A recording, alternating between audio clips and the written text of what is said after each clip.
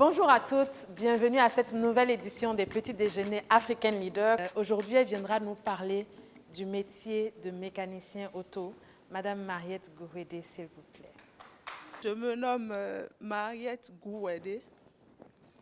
Je suis mécanicienne pour tout le monde, mais en réalité, je suis technicienne en automobile. Voilà. Je suis mère de 2 enfants, 2 garçons. Et mon histoire est un peu particulière. Mon papa fut chauffeur de camion-citerne à la Sonacop. Présentement, il est à la retraite, à la maison. Et quand j'étais moins jeune, ou je vais dire toute petite, à la maison, c'est lui-même qui réparait sa voiture. Je ne l'ai jamais vu chez un mécanicien. Quand sa voiture a une panne, il est là à réparer, ou c'est la voiture d'un ami à lui, il est là à réparer, ou c'est la voiture d'un de ses amis. Et moi, j'étais toujours derrière lui, parce que ça me passionnait. J'étais toujours avec lui, en train d'observer, en train de regarder, peut-être en train de lui remettre les clés à chaque fois. J'étais un peu... C'est bizarre, mais j'observe réellement. Et quand il a besoin d'un tournevis, je sais déjà qu'il a besoin de ça ou c'est d'un pince et je lui donne. Donc, j'étais comme un apprenti mécanicien à lui. Et bon, j'allais normalement à l'école. J'ai continué les cours normalement jusqu'à ce que j'ai eu mon DTS, mon diplôme de technicien supérieur en marketing et action commerciale, où fortuitement ou bien, je vais dire par chance, j'ai rencontré l'homme de ma vie, M. Goto. Et lui, il est ingénieur en automobile. J'ai dit, ah ça. Et il avait un projet. En même temps, il m'a exposé son projet. Il me disait, écoute, tu as fait marketing et action commerciale. Moi, j'ai un projet d'ouvrir un garage ici au Bénin parce qu'il vivait aux États-Unis. Et il envoyait les véhicules sur le parc. Donc, il m'a exposé le projet. Il dit, bon, je vais ouvrir un garage ici qui sera en même temps ouvert au public et à la fois un centre de formation pour les apprenants. Et j'ai dit, bon, il n'y a pas de problème, on va faire. Et il envoyait les véhicules sur le parc, je gérais et on a essayé après d'installer le garage. Il avait envoyé les équipements des États-Unis. On voulait faire un peu comme un garage moderne. Donc, il a envoyé les équipements de là-bas. On a installé le garage et on a commencé. Au départ, j'étais là, j'observais tout. J'étais à la fois, comment je vais dire, secrétaire, superviseur. À la fois, j'étais tout. Dans le garage, j'observais. Et quand il donnait les cours aux apprenants, moi-même, je m'asseyais, je recevais les cours normalement et j'apprenais comme tout le monde. Et à la maison, en voiture, partout, aux heures libres, lui-même, il me posait des questions, il m'expliquait tout, le fonctionnement d'un véhicule, le fonctionnement de telles pièces et autres. Donc, c'est comme ça que j'ai repris le goût de ce que je faisais avec papa et je les observais quand ils travaillaient, les ouvriers, Quand le mécanicien travaille, je suis là, je l'observe. Quand le taulier est là, travailler, je l'observe. Le peintre, il y a le frigoriste aussi qui est là, l'électricien, et tous ils sont au garage. Donc, je les suivais, je les observais. Et moi-même, j'ai commencé par faire des recherches sur Internet, par m'inscrire dans des groupes pour comprendre mieux ce qui se passait. Et c'est comme ça, j'ai pris le coup, j'ai commencé par travailler avec eux et j'ai commencé en fait par toucher aux clés, par travailler réellement. Comment changer une pompe à essence, c'est l'alternateur ou c'est la boîte de vitesse, tout. J'étais dedans, oui, comment placer un segment sur un piston et autres. Donc, c'est comme ça, j'ai commencé par travailler. Et mon mari, il est un peu spécial. Quand c'est le boulot, il y a la rigueur. Ce n'est plus affaire de ma femme ou bien amour, non. C'est le travail, il y a la rigueur. Quand tu fais d'erreurs, tu assumes. Et il crie. Donc, parfois, je vais même dans les toilettes, je vais pleurer. Propre, je reviens et je continue. Parce qu'en réalité, j'ai commencé par me dire que c'est pour le bien-être de la société. Donc, j'ai commencé comme ça. Et une journée de travail, par exemple, avec moi. Je suis mère de 2 enfants, je l'ai dit tout à l'heure. Les matins, je me réveille à 5h15 parce que j'ai enregistré ça sur mon téléphone. Donc, tous les matins, je me réveille à 5h15. Je commence par m'apprêter, je commence par tourner, parce que quand je me réveille, même si je suis fatiguée et que je m'allonge un peu, c'est fini, tout le monde sera en retard. Alors que les enfants doivent être normalement à l'école avant 7h, à 6h45. Donc, on doit quitter la maison de Porto-Novo à Dioregbe et être à l'heure.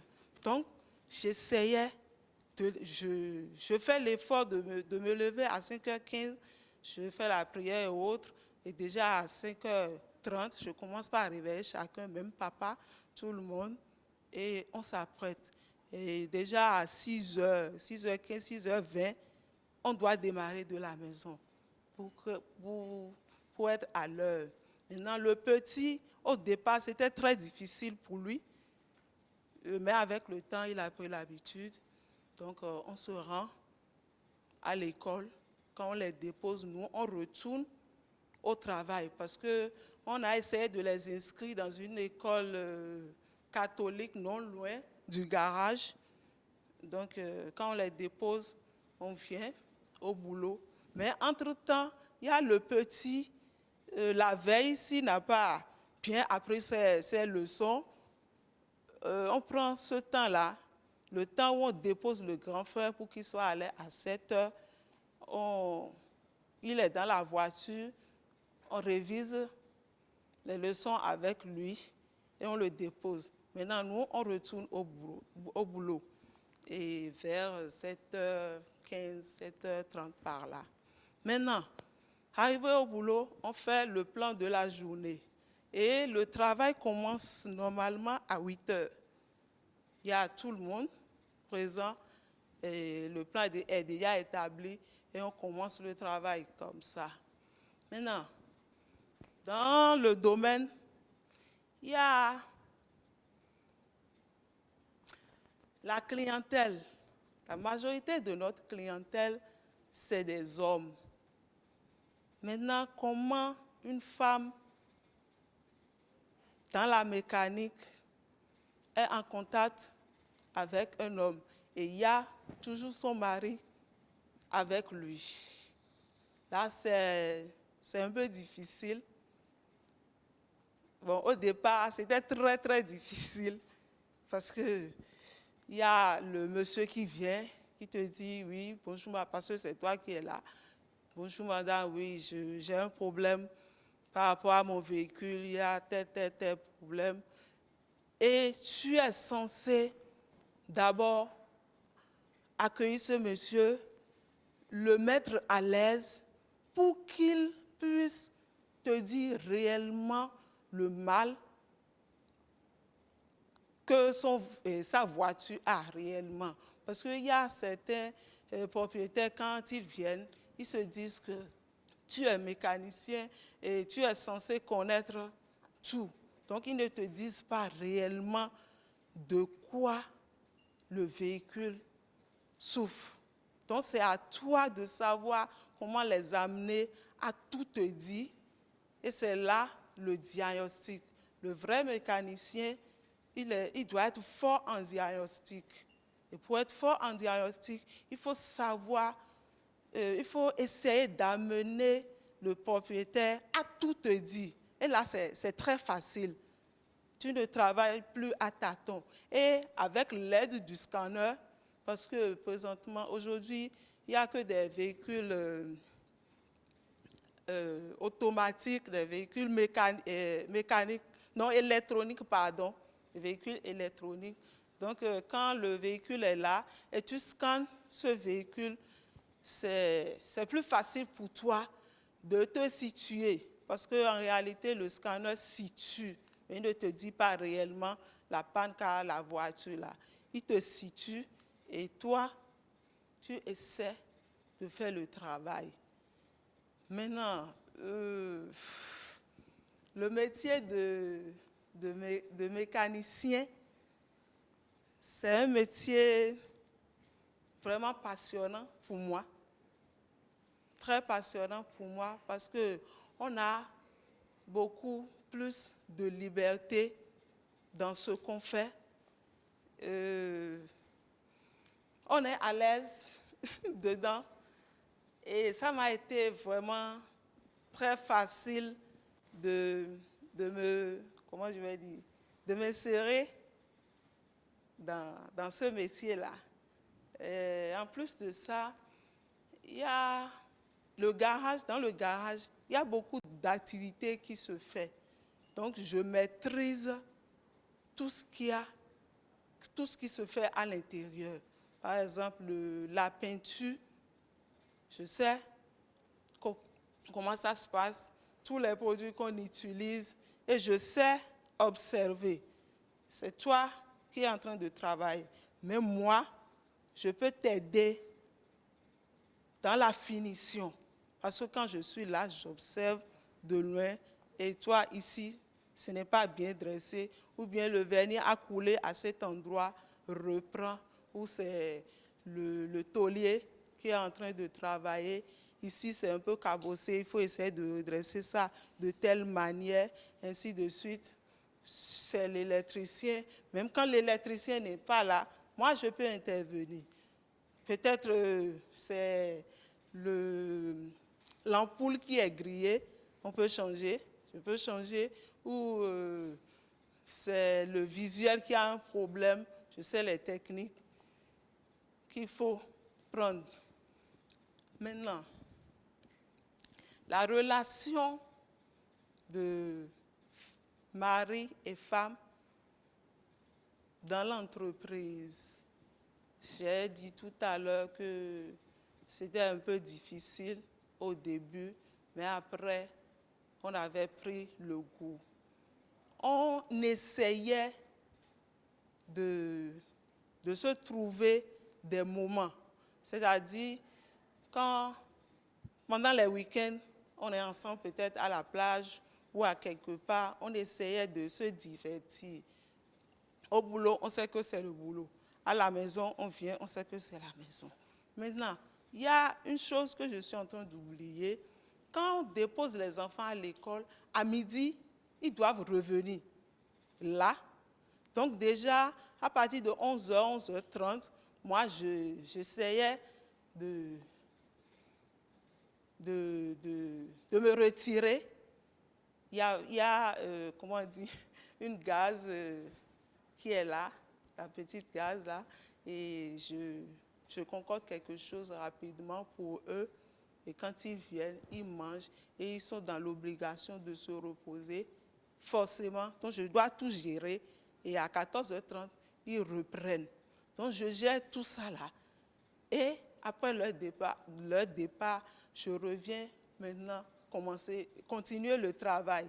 Maintenant, déjà à 17h30, 17h, je me retire de nouveau pour faire les emplettes pour le soir et me préparer pour le dîner du soir. Donc, je dois m'apprêter.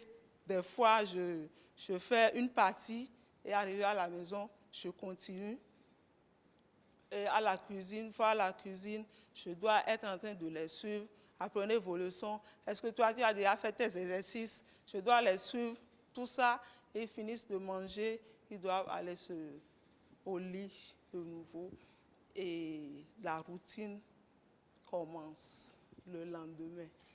Donc, le métier de mécanicien, et la chance que moi j'ai eue, c'est le fait que j'ai mon garage.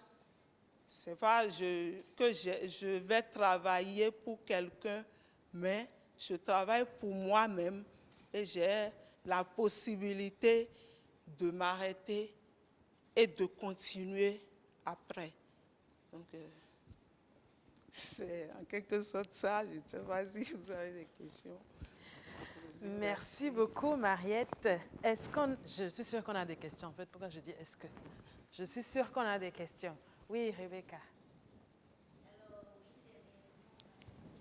Je n'aime pas tourner autour du pot, j'aime dire la vérité. C'est vrai, j'ai eu cette chance-là.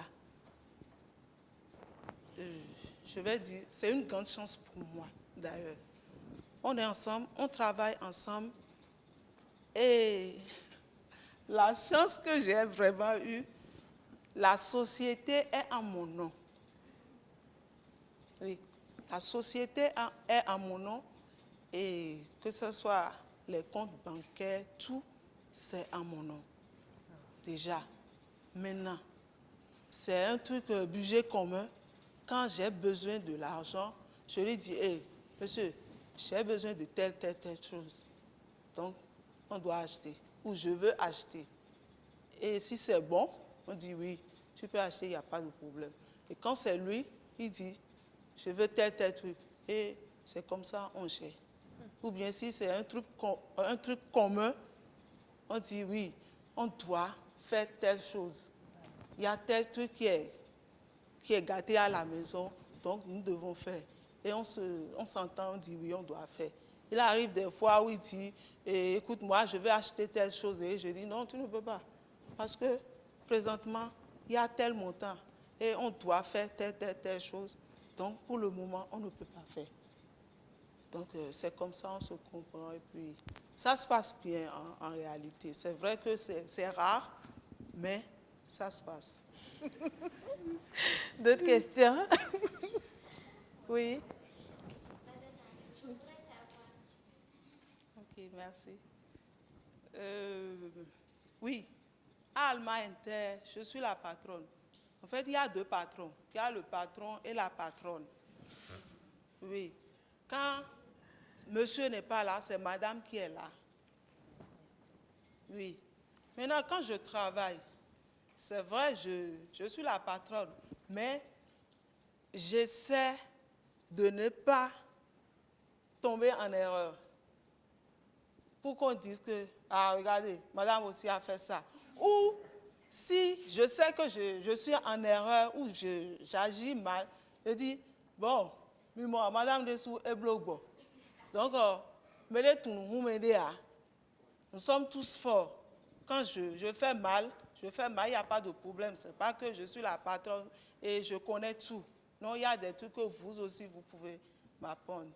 Donc, quand on travaille, il y a la pratique il y a la théorie qui suit des fois en même temps. Parce qu'avec le temps, moi-même, j'ai commencé par donner des cours. Donc, j'essayais au maxi de les prévenir, de leur dire que c'est vrai, je suis en train de les former ou bien je suis en train de leur donner des cours, mais ne vous dites pas que c'est moi qui connais tout. Non, il y a des trucs que vous pouvez m'apprendre. Donc, c'est ça. Oui, au départ, j'étais tout. Je crois que je continue par être tout là. Parce que si c'est accueillir le client, ou s'il y a des factures à émettre, ou s'il y a des dossiers à gérer, envoyer telle à telle personne, tout ça, je gère. Je continue toujours de gérer. Et il y a monsieur aussi qui le fait parfois. Parce qu'il y a des jours, je me dis, bon, aujourd'hui, je suis très fatiguée, je ne veux rien faire. Je suis assise là.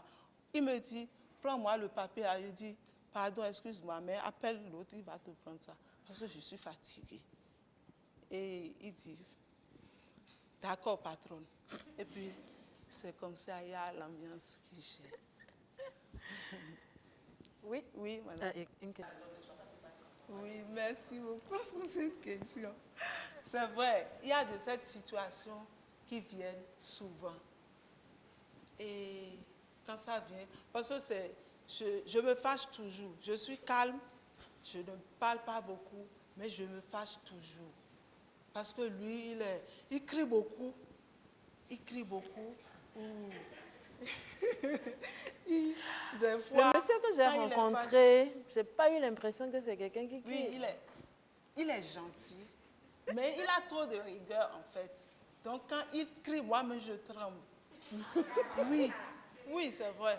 Quand il crie, des fois quand il crie, moi-même je tremble. Donc quand il crie, ou bien il te parle mal, parce qu'il arrive des fois que ça se passe, il te parle mal. Je ne réagis pas automatiquement. Mais je suis très fâchée. Et mon tempérament change en même temps. Parce que de nature, je souris beaucoup. Je souris beaucoup, je m'exprime beaucoup, je bavarde beaucoup. Mais quand quelque chose ne va pas en même temps, tu sens. Parce que je deviens calme, très calme. Et quand ça vient, je deviens calme. Je ne bavarde plus beaucoup. Quand il me parle, je dis oui, d'accord, oui, d'accord, j'ai compris. Oui, d'accord, j'ai compris. Maintenant, quand ça vient comme ça, au boulot, la chance que j'ai, c'est de... Je travaille beaucoup. Je suis toujours avec les apprenants ou les ouvriers et je ne le calcule plus. Mais quand quelqu'un, un client ou un ami vient, on ne sent rien. Je bavarde normalement avec lui, on sourit comme d'habitude, mais il y a toujours ce sentiment-là qui est là. Maintenant, c'est une fois à la maison que ça se remarque réellement. Parce que madame ne parle plus. Et madame, tel enfant a fait tel truc, hein, ou bien j'ai besoin de ça. D'accord, c'est là. Donc, et c'est comme ça. Donc, des fois, lui-même, il comprend. Mais des fois, il sait, mais lui aussi, il est là, dans son coin, et tout le monde est là, même au lit, chacun est dans son coin là. On ne parle pas. Et moi, je n'aime pas trop vivre cette situation. Donc déjà, après 2 jours, au plus 3 jours, je dis, monsieur, tu sais qu'il y a tel truc, non? Normalement, c'est toi qui devrais me dire de ne pas me fâcher, ou bien c'est toi qui devrais t'excuser. Mais ce n'est pas grave. Comme moi, je ne vis pas dans cette harmonie-là. Il faut me présenter tes excuses. Et on va continuer.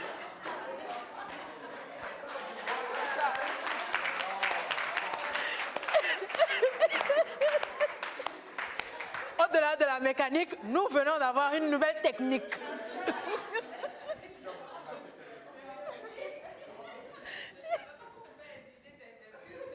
Si moi, j'exige beaucoup, beaucoup même. Oui, on va pratiquer. C'est ça.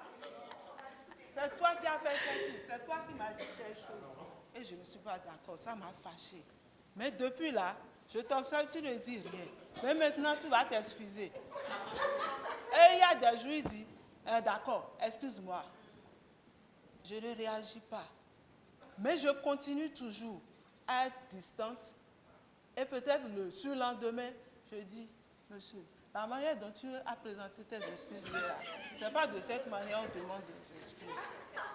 Oui, ma chérie, Ayatochi, ou quelque chose, excuse-moi, je ne savais pas, donc on continue. Ou tu m'offres quelque chose, des trucs de femme, donc c'est comme ça quoi. Il faut essayer de m'adouiller, de me chouchouter, et puis ça continue. Parce qu'avec cette ambiance-là, il n'y aura pas la paix dans la maison, mais ce n'est pas moi, mon objectif. Donc c'est comme ça que ça se passe souvent. D'autres questions? Oui. J'arrive. Non, bon, j'utilise ça Pour au le garage. parce que j'accueille les clients et j'essaie de les faire revenir prochainement. Il y a des actions, genre quand tu amènes ton véhicule, on finit de travailler, on doit nécessairement nettoyer la voiture de l'intérieur jusqu'à l'extérieur pour que prochainement tu reviennes dans notre garage. Donc il y a des techniques comme ça que j'utilise. Oui, voilà. Sur ce point-là, déjà, un mécanicien ne doit jamais être sale, même s'il utilise les huiles, les graisses et autres. Parce que tu es mécanicien, tu finis de travailler sur un véhicule, tu dois faire l'essai sur ce véhicule. Maintenant, c'est quand tu es vraiment ça que tu entres dans le véhicule du propriétaire pour salir sa voiture. Non. Un mécanicien peut utiliser l'huile, peut utiliser la graisse, peut travailler normalement, mais il a l'obligation de se changer à chaque fois. C'est-à-dire quand il finit de travailler, il doit normalement nettoyer ses mains. Il peut finir cette voiture, laver ses mains, se changer, porter un autre blouson et aller à l'essai. Donc nous, dans notre garage, quand tu viens là, c'est propre, c'est pas comme s'il y a un métier de mécanique qui se fait là. Même tous nos apprenants sont très propres et je suis toujours là à observer ça. Quand tu viens aujourd'hui, tu finis de travailler, il y a beaucoup de travail, tu finis de travail, demain tu portes le même habit, tu es sale, demain tu reviens avec le même habit. Je te dis, hé, François, retourne à la maison. Dis, madame, tu es censé laver ton habit la veille. Et le lendemain, même si ce n'est pas bien séché, tu peux porter un autre habit, tu viens, quand ça se sèche, tu te changes. Donc, moi, je peux être dans cette robe parce que quand je vais quitter ici, je dois retourner au garage. Et je peux être dans ma robe, juste je mets ma blouson et je peux travailler. Donc, souvent les vendredis, je m'habille correctement comme ça. Et je suis en train de travailler tout le temps. Donc, avant, on disait c'est le mécanicien qui est le plus sale. Mais maintenant, ce n'est plus ça. Parce que la seconde partie est que quand une femme fait la mécanique, elle n'a plus besoin d'être très sale. Il y a beaucoup d'équipements maintenant. Pour faire la vidange, par exemple, tu peux mettre la voiture sur l'élévateur. Il y a un pont là où il faut faire monter la voiture et juste déboulonner le carter pour que l'huile sorte. Tu peux faire revenir la voiture pour changer le filtre à huile ou si c'est en bas, il y a le filtre à huile, tu changes là normalement et ça se passe. Si tu veux changer le moteur, il y a les palans qui sont là, il y a la chaîne, tu tires, ça sort et après tu tires et ça rentre, on cale, fait le calage et puis c'est bon. Au départ, bon, ce n'était pas très difficile. Pour les clients, ils étaient toujours curieux. quand ils viennent là et ils trouvent une femme, au départ, ils ne comprenaient rien. Ils se disent, oui, bonjour madame. Bon, souvent ils me prennent pour la secrétaire. Et ils disent, oui, bonjour madame, j'aimerais voir le mécanicien ou j'aimerais voir le garagiste. Et je dis, c'est moi. Et ils se disent, comment? Je dis, monsieur, vous avez quel problème par rapport à votre voiture ou bien votre voiture a quel problème? Est-ce qu'on peut vous aider? Et là, ils sont dans le doute, mais ils continuent toujours. Oui, ma voiture a tel problème. Et il y a des lumières sur mon tableau et je voulais comprendre. Je dis, ok, telle lumière, ça veut dire telle chose. Telle lumière, ça veut dire telle chose. Ou si, bon, il y a des jours où je ne suis pas gentille et quand ils disent j'ai tel problème où il y a des lumières au tableau ou quelque chose, je dis, monsieur, faites rentrer votre véhicule. On va vous faire le scanner. On va faire le scanner pour le véhicule. Ils se disent, scanner comment? Et qui va faire? Je dis, c'est moi. Vous? Ok, c'est à combien? Quand tu dis le prix, je dis, ah bon? Non, ça, je ne vais pas le faire. Je dis, ok, monsieur, il n'y a pas de problème. Merci, bonne journée. Et je me retourne. Donc, il y a des jours où je dis, bon, monsieur, écoutez, ça là, cette lumière ne veut rien dire. Ou bien ce problème, ça ne veut rien dire. Continuez. Vous allez au Cotonou, Porto-Novo. Arrivez chez votre mécanicien, dites-lui juste de vous faire ça ou ça. Et je les aide comme ça. Mais il y a des jours où j'ai besoin d'argent. Bien, on vient, il n'y a rien à la maison. Bien, on vient avec 500. Je dis, aujourd'hui, j'aurai de l'argent. Et quand je viens, je suis là. Et quand une voiture est en panne, souvent quand je dis ça, ça marche. Quand une voiture vient, je dis, ah monsieur, oh venez, et vous avez asseyez-vous, installez-vous, il n'y a pas de problème. Il y a une canette là, je fais sortir, je le mets totalement à l'aise, il est là. Je dis, bon, monsieur, quel est le problème de votre véhicule? Il dit, oui, le véhicule, c'était chez le mécanicien, il a fait ci, il a fait ça. Monsieur, il n'y a pas de problème. Depuis quand le mal a commencé? Et quels travaux ils ont effectués sur le véhicule? Et quand vous roulez à tel kilométrage, vous avez quel problème? Et ainsi de suite, tu le mets à l'aise. Il dit, ah oui, c'est vrai. La dernière fois, ça bégayait, il a changé la pompe à essence, mais c'est toujours le même problème.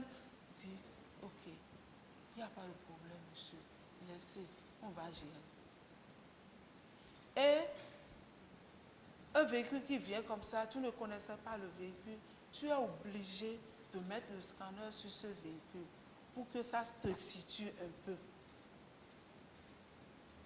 Quand ça te situe, maintenant tu reviens vers le client pour lui dire, ok monsieur, la dernière fois que vous avez changé votre pompe à essence, c'était quand? C'était tel jour, ils ont fait ça. Ok. Est-ce qu'ils ont changé le filtre à essence? Non, ils n'ont pas changé. Ils n'ont pas fait ça. D'accord, monsieur. Maintenant, ce qu'on va faire pour vous, c'est changer le filtre à essence, nettoyer le réservoir, faire ci, faire ça. Mais ça ne va pas trop coûter. Ah bon? D'accord. Et comment on peut faire? Il n'y a pas de problème, on va commencer. Et on commence le travail, on finit. Monsieur, allez à l'essai. Avant de faire la facture, monsieur, prenez le véhicule, allez à l'essai. Quand il revient, il dit, ah madame, mais c'est bon maintenant, ça marche. Là, c'est une fierté pour moi aussi. Je suis contente. Et maintenant, je peux être en mesure d'écrire. Et il n'y a pas de risque qu'ils partent sans payer? Ça n'arrive pas? Non. Ok. Non. Parce qu'il faut aussi analyser le client devant lequel tu es. Il y a des jours, les clients sont là, et ils sont là, ils disent que, fais le dion, mais va, c'est pas cher ici. Non, monsieur, il n'y a pas de problème. Donc déjà là, tu l'analyses et tu vois comment tu peux gérer celui-là. Il y a des jours où d'autres disent que, nos mécaniciens d'Aroba, c'est juste un réglage là. Quand on te dit ça, je dis, ah, monsieur, il y a un mécanicien de ce côté-là, non loin de là. Arrivé à ce niveau-là, vous avez trouvé. Et ils vont là-bas. Ils vont là-bas, c'est sans gêne. Ils vont là-bas pour faire leur travail. Parce que...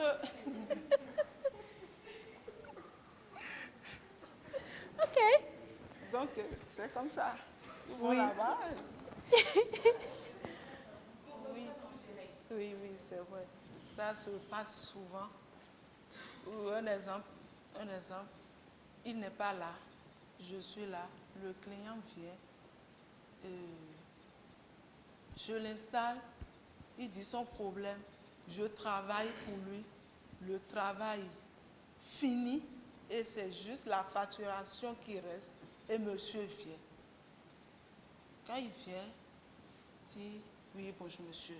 Parce que déjà, quand le monsieur est assis là, et je suis devant lui, en train de parler, le tempérament change déjà. Il vient, il dit, oui, bonjour monsieur. En même temps, moi-même, je comprends. Je dis, oui, c'est monsieur tel. Il est venu parce que sa voiture a tel problème. On a fait tel travaux sur le véhicule et il reste juste la facturation. Et là, je m'incline en même temps. Je le laisse et c'est lui qui fait la facture et il continue avec le client et il libère le client. Maintenant, dans un autre cas, quand il finit comme ça avec le client, alors que moi, j'avais expliqué certains trucs au monsieur, genre, quand ça va recommencer ou bien quand vous aurez un petit souci, rappelez-nous, il n'y a pas de problème, ou bien vous pouvez revenir à tout moment, il n'y a pas de souci. Et peut-être ça se passait, le monsieur revient le lendemain et tu es avec lui en train de discuter. Ah bon, et quand est-ce que ça a repris tout ça là? Il dit, oui, expliquez-moi. Et il intervient en même temps. Ou il te dit, quand le monsieur là va revenir, ne discute plus avec lui, c'est moi qui m'en chargerai une autre fois. Donc, il y a de ces cas-là qui viennent souvent. Et il y a des jours où je me fâche, je me dis qu'il ne veut pas que je sois fière, que je montre mes compétences. Il ne veut pas que je fasse ci et ça. Mais après, je comprends que c'est l'homme, quoi. C'est ça. Donc, ça se passe bien, en tout cas. Moi-même, je fais l'effort de rester à l'écart à chaque fois. Ça dépend de la situation. Mais ça se passe bien. Il y a des fois où il me laisse gérer jusqu'à la fin. Et il y a des hommes, entre griffes, pervers, ou je vais dire quoi, ils savent que c'est ton mari, tu es là avec lui. Mais ils font toujours l'effort de te dire, mais vous n'êtes pas fatigué d'être toujours ensemble.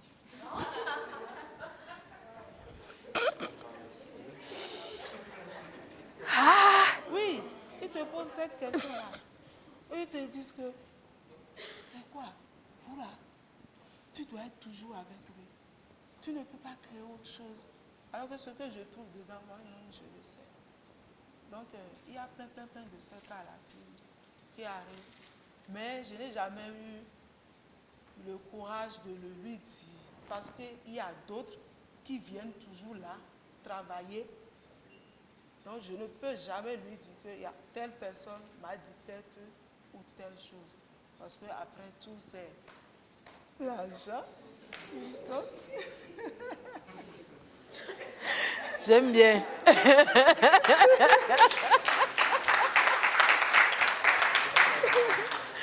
Oui. Ce cas-là, je crois que ça ne m'est jamais arrivé. Sauf que quand ils viennent et c'est une femme qui travaille pour eux, ils sont contents, ils s'expriment bien. Ah, vraiment, madame, c'est bon. Ah, du courage. Les encouragements, oui. Les encouragements, oui. Et pour la facturation, peut-être, il y a plus de discussion. Quand je dis 20 000, il y a plus, ah, madame, revoyez un peu, non, 15 000, non, il y a plus ça. Quand je dis un tel montant, ils donnent.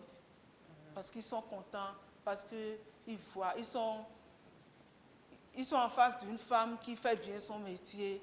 Et il y a d'autres même qui reviennent juste pour dire « Merci madame, vous êtes formidable ». Et je dis « Merci monsieur ». Là, c'est une fierté pour moi. Je suis contente. Je me dis que je vais foncer dans ce que je fais. Et grâce à moi, il y a des filles qui ont commencé avec nous.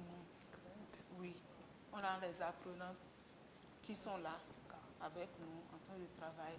Il y a même des universitaires qui ont commencé avec nous parce que après deux années à l'université, ils se sont dit que bon, je ne sais pas réellement ce que je ferai après, donc je dois rapidement comme ça.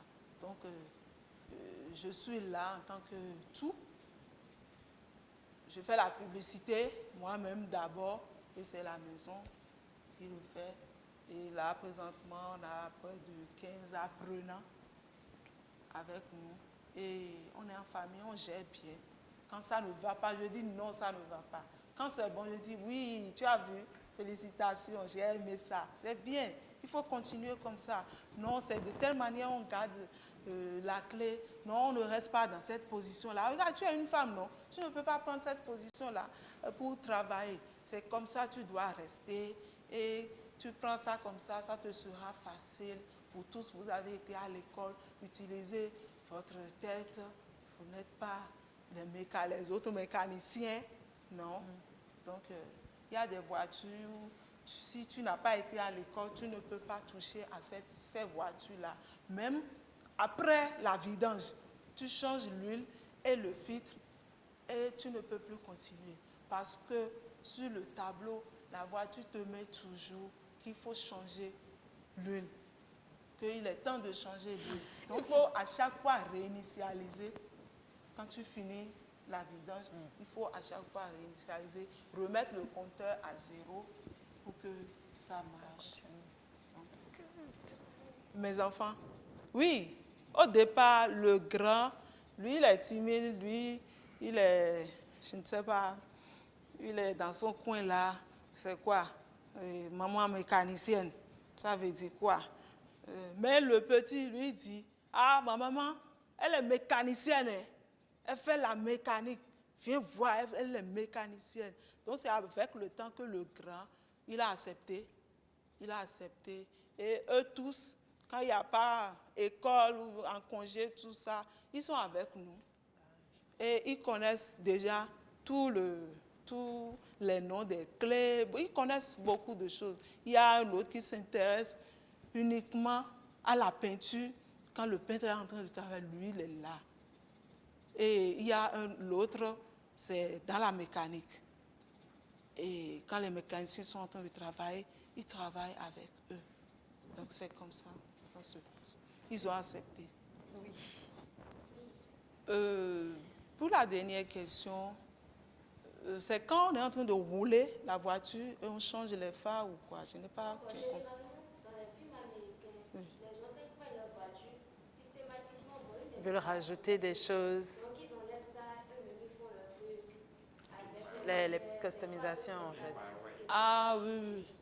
Non, non, non, ça c'est les électriciens qui sont doués dans ça. Moi, je n'ai aucune idée dans ça. J'interviens juste dans les changements des fusibles, des ampoules et autres. Oui. Oui, ça m'a pris, bon, je vais dire, depuis, c'était en 2016 à aujourd'hui. Oui. On a installé le garage en 2016. Oui. D'autres questions? Non, on a fait le tour. Merci beaucoup, Mariette. C'était super passionnant et ça confirme ce que je pensais. Merci infiniment d'avoir partagé avec nous. Merci beaucoup.